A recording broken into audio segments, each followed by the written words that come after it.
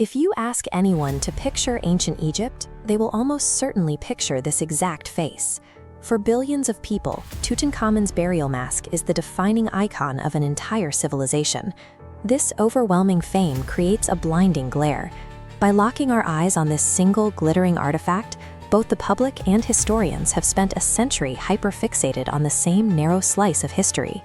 When Howard Carter broke through the sealed doors of the tomb in 1922, he triggered a massive, decade-long logistical operation that extended far beyond a few gold treasures. The physical reality of the discovery involved over 5,000 distinct items, hauled out of the Valley of the Kings in a seemingly endless stream of crates and boxes.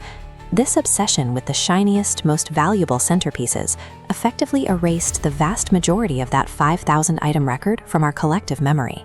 Most of those excavated crates were shipped to the original Egyptian Museum in Cairo, which served as the primary bottleneck for the entire collection. Curators faced severe space constraints and immense pressure to draw crowds. Consequently, they prioritized items with the highest gold content and the most immediate visual impact. Because of this specific curation bias, 7 incredibly significant, narrative-changing artifacts were categorized, boxed up, and locked in archive storerooms for nearly a century. The gold on the showroom floor presents the story of a mythological god-king. These 7 hidden items contain the far more complex story of a real, vulnerable boy. The first 3 hidden artifacts fall into the category of daily life and physical struggle, objects that immediately contradict the pristine image of the pharaoh.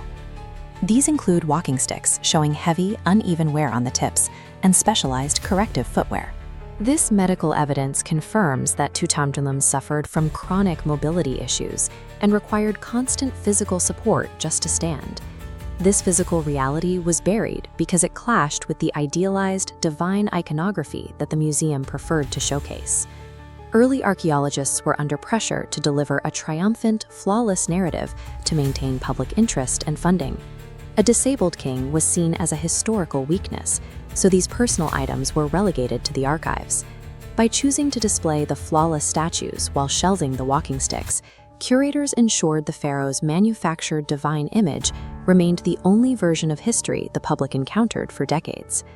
Artifacts 4 through 6 move the focus toward ancient engineering and metallurgy.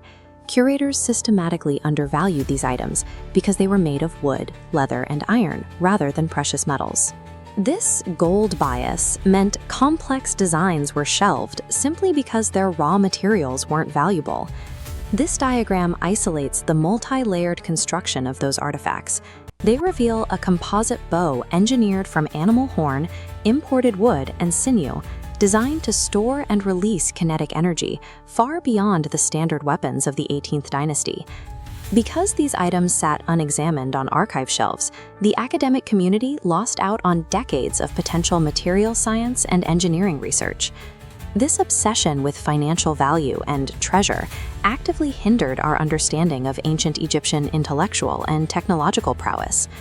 That brings us to the 7th artifact, the ultimate historical paradox. The most significant item in the tomb remains completely unknown to the public. It is a plain, fragmented linen tunic. But stitched into the fabric is a precise inventory detailing trade routes, military movements, and political alliances during the final days of his reign.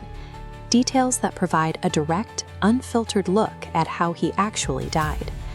This single, dusty object contains a volume of raw data that exceeds the historical importance of the entire gold collection.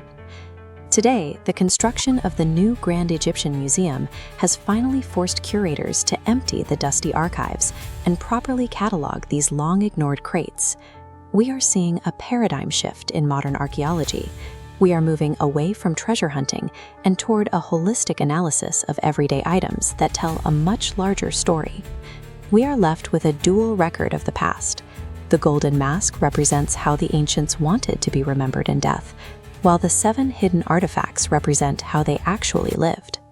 True historical discovery is rarely found in the loudest, most dazzling objects on the center pedestal. To find the real story, you must be willing to look in the shadows.